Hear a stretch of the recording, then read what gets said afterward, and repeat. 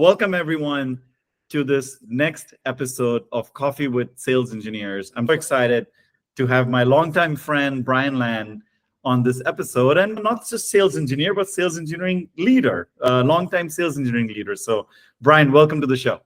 Oh, thanks for having me, Sasha. This is awesome. Appreciate Why it. don't you give us a quick introduction about you?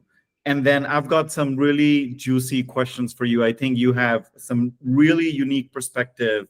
And one of those unique perspectives that we're going to get into is your first job was a sales engineer. I'm so excited because many of the people we have on this podcast have done something else and some stars aligned and we ended up in sales engineering and stayed in sales engineering. So we'll dive into that. But let's start with the introduction and then tell us how you fell into this great profession.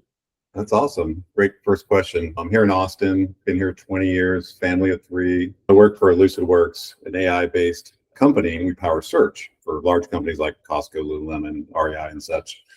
But worked there for 6 years and have been an SE for a little more than that, SE or SE leader. So been here in Austin for 20 years. Before that was the Bay Area for 7 years, and that was my first SE job. I grew up and went to school in Dallas. So I went to University of Texas at Dallas and SMU and got an internship at Nortel Networks. And there this is the mid 90s, late 90s. And so what I developed was, as a developer, was the first screen pop.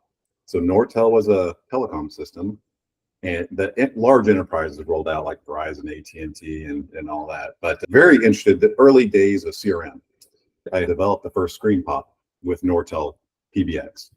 So, that's efficiency, look up a caller ID and then pop up the customer record. And so since I developed it, I was the one giving presentations. I wasn't there. It was like, hey, you're the technical guy. Show these big customers, show the pop-up and how it works. The sales team would bring in their largest customers, like, again, AT&T, Verizon, and all these big call centers. They have thousands of agents, 3,000 up to 10,000 agents. I was very technical, show how it worked and pop it up. But what's cool is that afterwards, the sales team came to me and said, hey, you looking for a job? We're always hiring. This is Siebel in the early days. They were still the startup, growing really fast. And I said, this is sure. I just a young kid. I had the opportunity. They also said, we have a position in San Francisco. So you'd have to move from Dallas to San Francisco. And that's what they also recently married. And I asked my wife, hey, do you want to move to San Francisco? And let's do it. Yeah, we're both game. It's sure. We're starting our whole life. Let's go. And that was awesome. So moved to actually Berkeley first and moved around in San Francisco, but worked at Siebel. That was my first job as an SE. Brian, when you were developing this pop-up and you were asked to present in front of this audience, I didn't even know what a sales engineer was. Yeah. And that was a challenge because back then, this is before any training. And Siebel had no training since they were a startup. It was really like, here's a new prospect, Brian, demo Siebel. Show what you did with the pop-up, but now with the full application. You had an undergrad in the beginning, right? You were an undergrad in computer science, master's in engineering as well. Even in that academic career, there was no awareness at that point about how you could leverage this technical expertise in a sales environment. Exactly. I was very technical. And because I was technical, I was a terrible demo giver. Yes. I would just talk all tech. And I learned a lot in the early days at Siebel. Like literally my first demo was, here's my first name. I'm entering my last name. I'm hitting save. And I was really blessed to have a great SE leader manager, Tim. And he's actually a partner at a venture capital, a large VC firm. He was so good. So I spent a lot of time just watching him. And he would never even go to his laptop at first. He'd go to the whiteboard with a marker and just ask, tell me about your business. How many agents? Who do you serve? How many calls per day? So he'd write on the whiteboard. And he's like, what are your systems? And he'd write everything in a big butterfly type of architecture. And then he'd ask, how long does it take for your calls? And to look up customer information, write that down. And so did some quick math is what if we can take this from 30 seconds to look up customer information to 0 times 5,000 agents times how many days? And so then he'd go to his computer on his laptop and show it. And he never clicked on anything. He never typed in the first name, last name, hit save. He just opened up a screen and told the story.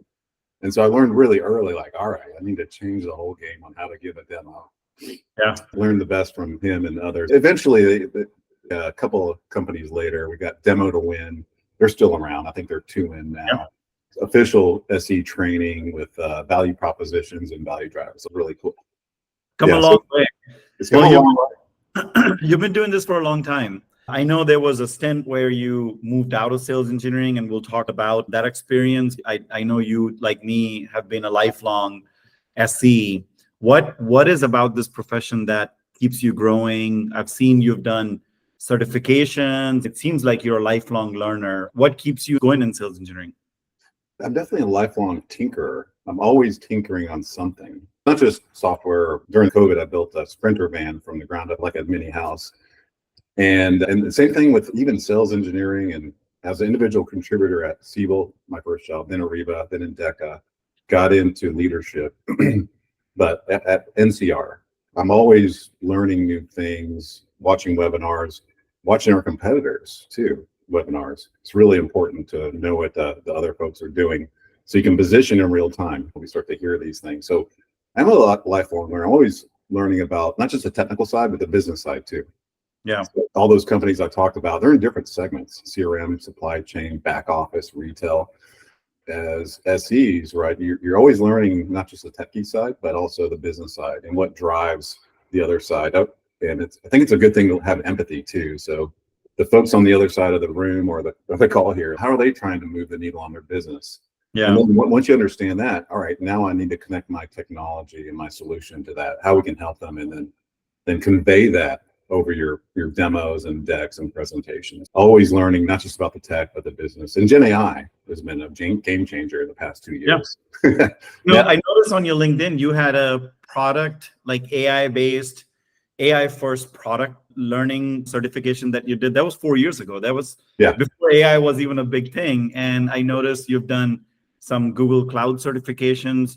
Are these, I'm assuming, Brian, these are not part of, hey, you're a VP of sales engineer, right, you need to learn this, right? So you're just empowering yourself and challenging yourself to just go out there and keep learning. Yeah, nobody told me, hey, do the certification. Yeah. learn about this and that. You're right. It's just, especially with Gen. So we've been doing machine learning for 8 years or 6 years at LucidWorks, but it's traditional machine learning. It's recommendations and things like that. But when ChatGPT came out, Gen AI, all the open source models, really, it's not just me. Like, I'm learning things, and I've always been a leader by example. That's another thing. Yeah. So I should be able to give any pitch, any demo that the folks on my team can give as well.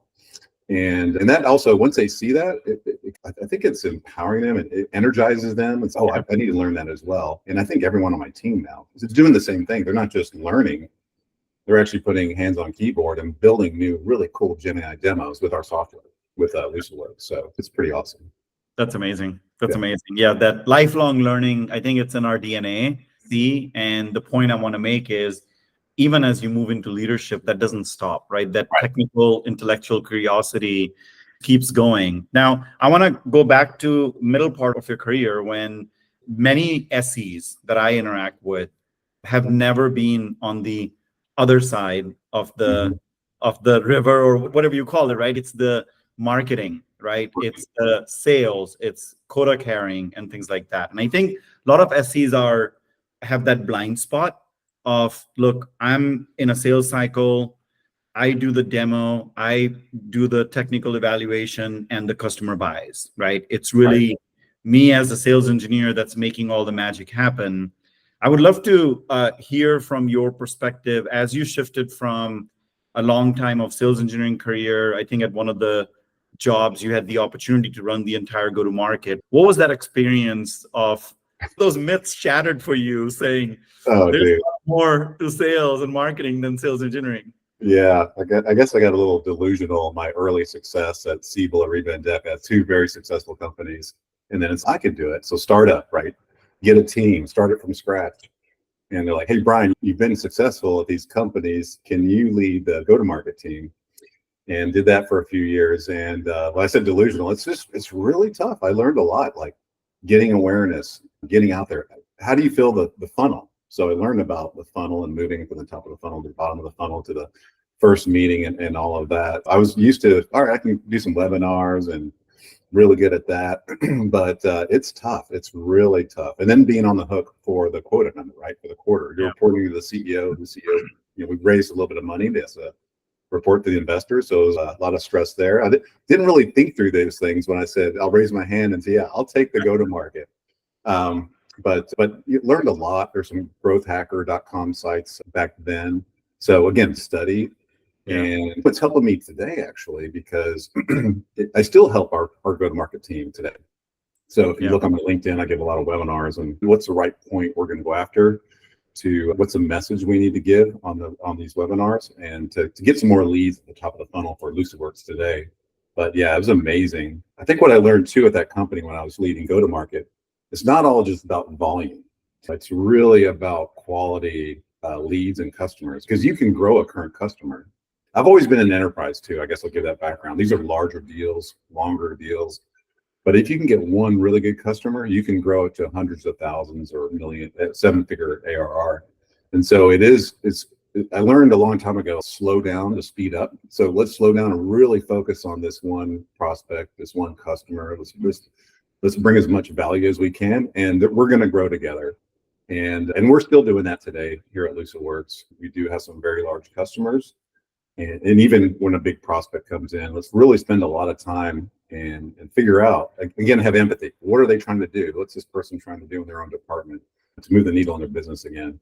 And then let's really dive deep on some custom messaging, custom demos, and show them, and then prove it in a POC, and then grow it together. Then expansions follow on from there. So yeah, a lot of learning lessons. I'm not sure if I would ever do that again. I came back to SE after that. Yeah. Because I think number one, I just love solving customer problems. Right. I just love building relationships, solving customer problems. On the go-to-market, there's all the stress about creating leads, working the funnel, closing. You're on a quota, hit the quota.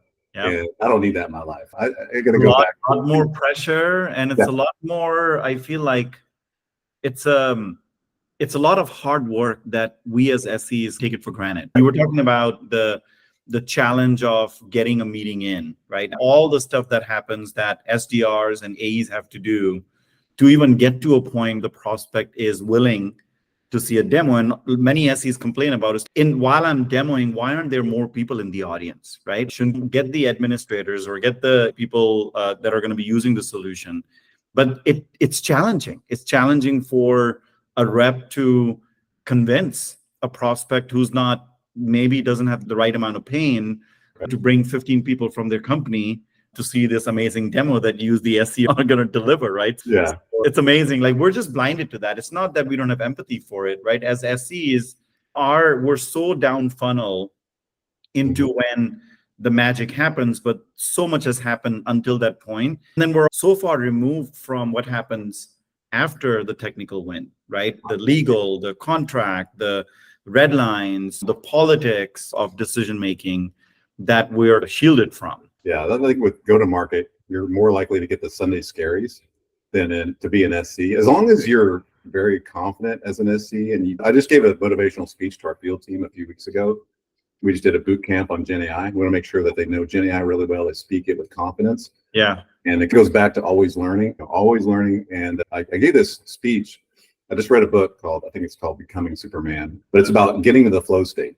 It talks about these big time athletes like Kelly Slater and Laird Hamilton, and also folks in business, the top business folks, where they can get in this flow state and they can talk about anything because they have so much knowledge and they show so much confidence in what they know. And as an SC, you can get to that flow state, but you have to always constantly learn and absorb and look at different markets and always thinking. I'm never stressed as an SC or SC leader because I've just seen it all in the past and have confidence and have knowledge, and then I should walk right into a meeting and go. With the go-to-market, I wasn't that confident, and so you had to learn. Yeah, exactly. It reminds me of that Tim that you mentioned, right? With that confidence, the audience is, hey, show us something, right? But to have that confidence saying, look, before I'm going to show you something, let me understand all these metrics, right? And then when I show you, it's going to be more meaningful, right? So that only comes with having that confidence that I got you, right? I'm going to take you where you want to go. Just be patient with me. You mentioned as a leadership, one of the topics that I think there's not a lot of awareness around what leaders SE leaders are challenged with, right? So we talk a lot on this podcast about the sales engineering as a profession. As we all move into the leadership, obviously SEs are very focused on what deals I'm assigned to. Am I preparing for those meetings appropriately? Are the meetings going to go well? The demo's going to go well? But what are some things that you lose your sleep over? You've been a leader for a long time, either at current company or previous companies. What are some 2 or 3 things that are always brewing in your mind as an SE leader? Definitely attrition for sure lately. And one of it is it takes a while to build a really high functioning team. And here at LucidWorks, we're a little bit of an anomaly because it's a little bit of a demo, a little data science, a lot of data. And our SEs are very good with not just development, but also presenting. And so I worry about burnout because we do a lot of POCs and they could take over 100 hours to build, sometimes on the weekend or late nights and things like that. And so just keeping the team motivated and just always understand. So a lot of really teamwork and just understanding and also have empathy again, right? I've coached. We recently had a really large demo where it actually took 200 hours to build, and it was the next day we're giving a demo, and Steve called me up and said, "Hey, I don't think it's ready. I need another 2 weeks." And then I was like, slow down. We have the whole executive team ready up, not just our side, but their side. So we went through the demo. I was like, oh, this is, and what I found, because I've been in there, right? 10 years prior, I've been that guy. Right. I've been coding all night, trying to make the best demo. It's not just building every single feature in the demo, it's telling the story. Right. So we instead of building another 2 weeks of development, we're like, let's just take what you have now, tell little snippets of stories, and just walk them off the ledge. And it went fantastic. The customer on the call said, this is the best demo we've seen so far. Nice. So that keeps me up at night. So giving a little bit of motivation, challenging the SEs, always understanding. I just want to make sure no one's looking around. So that's a key piece. And part of that too is keeping up with competitors. The Gen AI markets, it's really disrupting in AI-based search. We've been in traditional search. And how do you overcome that? It's always listen. We're tip of the spear as SEs, right? We're always listening what the customers are saying, what the prospects are saying. And sometimes they'll give you little nuggets. The competitor over here does that. And so just getting really deep on the competitors' documentation, their current webinars. And if we see a gap, let's try to go to product. So there's interdepartmental collaboration there, of course. Let's try to fill that gap. Yeah. And in the meantime, what can we do on the SE side? Can we change the message? Can we pitch it this way? Do we have an advantage in another way? So a lot of our innovation is actually coming from the SE group from there. So always getting ahead of the competition. I think you're going to see that in a lot of different software markets. New players, new SaaS startups are coming fast and hard for us. So yeah. What do you mentioned really focused on inspiring your team, right? Keeping them motivated. What have you seen as a leader, the biggest motivator? And I know I asked this question because we have sales in our titles, in many cases. I know personally that just financial is not the motivator. If you ask a sales rep, it is very much a bigger driver for what keeps them going, motivation. I don't see that as primarily for sales engineers. There's always a component of it, but what have you seen a common 1 or 2 or things that keep SEs motivated in their? Since our SEs here are very technical and they love learning new tech. So when a new model comes out, like Llama 3.2, I think from Meta, challenge them to take a look at it and what else can we extract? There's some new technologies. One large language model had a chain of thought. And I said, wow, chain of thought. So I'm like, how can you use this in our pitch, in our demos? And they love that. That's, oh yeah, they just go in a couple of days, figure it out, and present it back to me. That's a good motivator. And then, so the follow on, you always think ahead. Okay, we just build this chain of thought with this new large language model. Can you present it to the field, the whole field team? And then maybe the all hands company presentation, which we have quarterly. And so I have on a rotation where we build something really cool. Again, we're tip of the spear. We're always ahead of even the product team and the engineering team, and give them that recognition. So it's like motivation by new tech, since we're a very technical type of company, but then the recognition at these larger events, and everyone's on the Zoom or whatever, clapping and high five and presenting. This is awesome. This is awesome. You guys are doing great.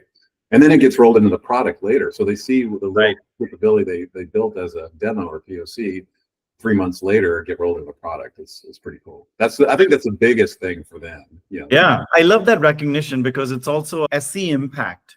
Yeah. Very easily overshadowed by, oh, we closed this big deal and look at how much revenue was brought in. And this was a sales rep and this was a sales team that worked on it. And I think companies are doing better and better of identifying who was the supporting SC when we closed this deal. But love that you guys do that at all hands and rotate and give SC an opportunity to present right to the broader team to get that visibility. Yeah, and sometimes the SC has an idea, but it's also important to always be learning too as a leader.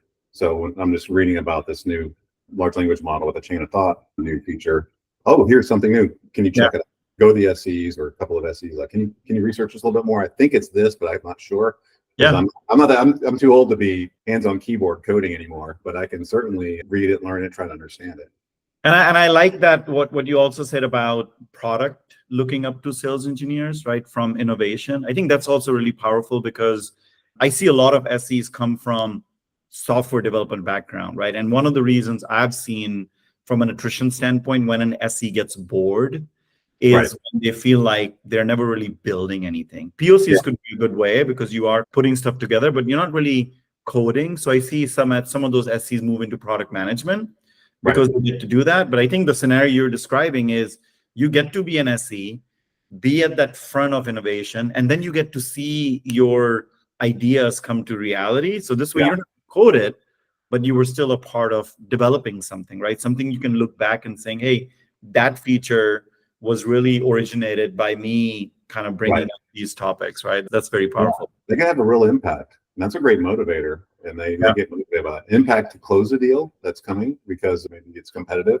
And then an impact to add a new feature to the product, which will help us longer term across all our customers. So, pretty cool. I love that. I'm sure your team is so proud of you for, as a leader, to be thinking through it because you have to identify what are these big topics that you want to bring your team into. So that's a great insight. Thanks. Brian, so great to have you on this podcast. Really amazing insights. I love your passion for always learning. I'm always inspired every time we meet because you're always talking about something new and cool, and I'm taking notes to say I got to learn about that stuff too. So thank you. Thank you for hearing that. Yeah. Thanks for us.